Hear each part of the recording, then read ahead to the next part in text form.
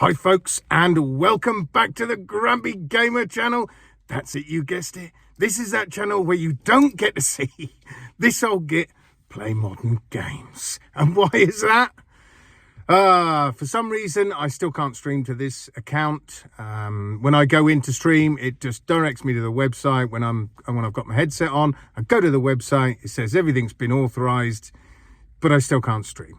It says it can take up to 24 hours. Well, we're looking at 72 hours now since I've done it. I even unlinked the account, went to link it again, but it won't let me go through the process. As soon as I go to link the account, it says mobile phone number's already authenticated or whatever. So I can't go through the whole process again. So I may have to unlink the account and set up a completely separate account, which I'd probably call Grumpy Gamer VR Streaming. So I'm going to let you know how I get on with that, folks. Maybe some of you would prefer me to keep the two separate, keep my daily videos to this account and then my streaming separately on a different account. So I may have to do that anyway if I can't get it working on this one. Hey ho, let's see what happens. Okay, so for today's in-car comments, I wanted to talk about what I consider the downside to VR gaming. Now, for me, I always loved flat screen games. I've loved them since their inception back in the 70s. I've always loved my gaming. And even scary games in flat screen scary games would freak me out. There are many games that I've played that would freak me out flat screen. However, as soon as I started getting into VR, it sort of made flat screen games for me lose their luster. The immersion just is not the same anymore. You know, if I play a flat screen scary game, it's just not scary. It's just not scary. And I think it's because the more and more VR you play and the immersion in VR, you get used to that immersion in proper first person, in person. I like to call, like, you have FPS shooters, first person shooters on flat screen. Yep, I would say they're first-person shooters. But when you're playing a first-person shooter in VR, I call it an in-person shooter. Because you're no longer just looking up on a screen at your arms in front of you and seeing the vision of, if you're in first person. In VR, you're actually in person. So, like I say, the immersion is off the scale with VR. As soon as you then go back to trying to play a flat screen game, you're very aware, you're sat on your sofa, you're sat in a chair, and you're just looking at a screen. So there's a massive detachment. And like I said, that's sort of spoiled flat screen games for me.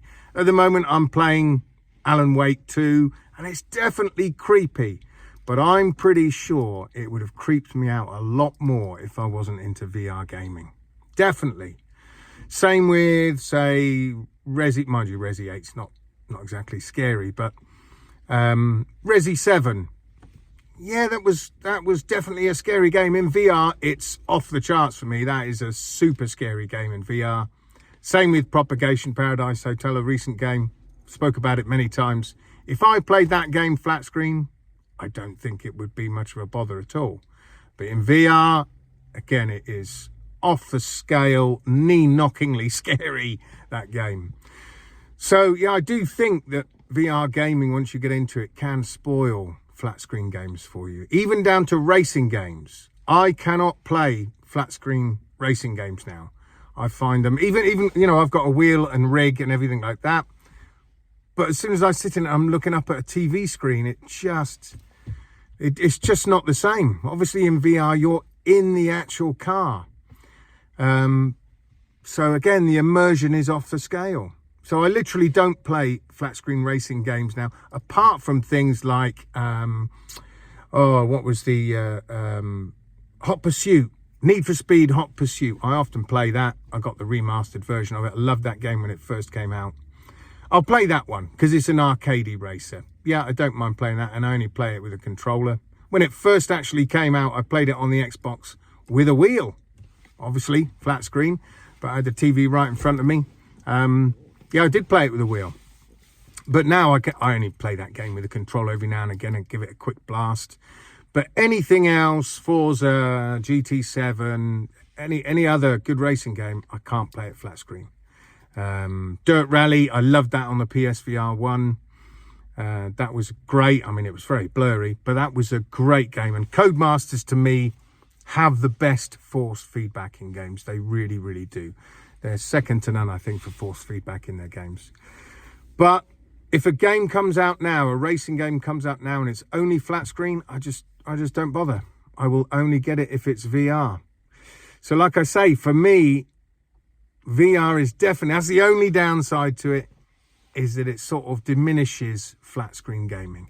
Don't get me wrong, I still love my big story games. I still love a game that's going to take me like an open world game 100 to 200 hours. Still love all that. You know, I've been enjoying Baldur's Gate 3, yep. But again, it just doesn't give me the excitement. No game, no flat screen game now gives me the excitement that it used to, because I'm so used to playing VR.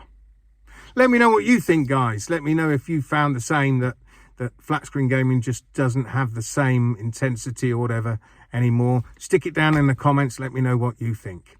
So that's it for today, folks. Tomorrow I'm probably going to start talking about the games that are coming out in November for VR. We got some good ones coming. Let's see how many of them are going to be delayed, but I'm going to talk about that tomorrow. So until then, folks, I'm going to see you guys on the other side.